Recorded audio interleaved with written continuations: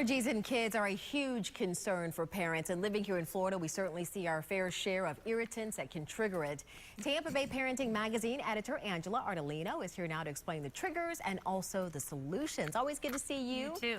You know, a lot of adults are quick to say, oh, my allergies are acting up, but kids may not be able to tell you what's going on. So how do you know if your kids have an allergy and what could they be allergic to? Well, it's funny because kids react to things differently, but an allergic reaction to something is when your kid inhales something and it triggers something that makes their histamines go crazy, which is the runny nose and the itchy eyes and sometimes the coughing. So the best thing to do is to look at what's going on inside your house or maybe outdoors. Of course, outdoors, pollen and things like that, cut grass, things like that, it could irritate a kid.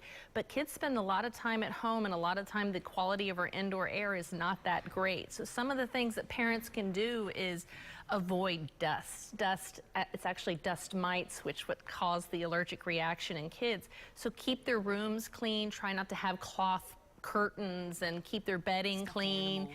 Stuffed animals, just keep them clean so that they don't collect dust and dust mites. I mean, one thing is hardwood floors versus carpeting, or if you do have carpeting, use a vacuum cleaner that has a HEPA filter so that you know that you're really getting it clean.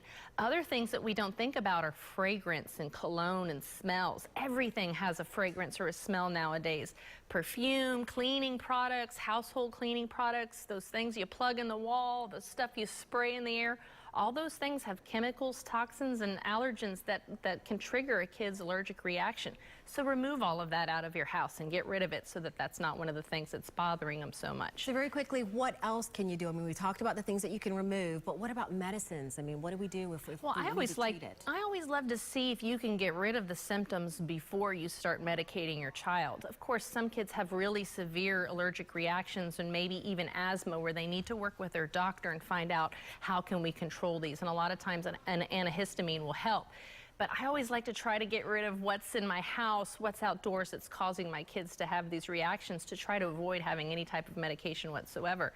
You know, avoid cigarette smoke. If you've got someone who's smoking, don't let them smoke in the house because that really is something that triggers it. So those are the types of things. Laundry detergent, you know, the fabric softeners you put in, all those are things. I mean, I had a child myself who had allergic reactions to things, and when I got rid of all of those things, her symptoms disappeared.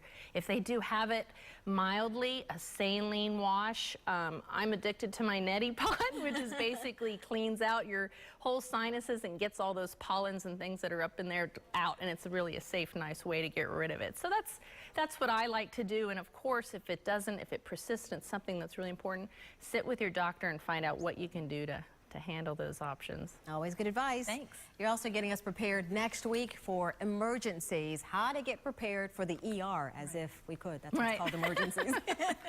If you missed any of Angela's points or you want to share the information with another parent, just go to abcactionnews.com. You can also find help with a variety of parenting issues at tampabayparenting.com. And while you're there, you can sign up for a subscription to Tampa Bay Parenting Magazine.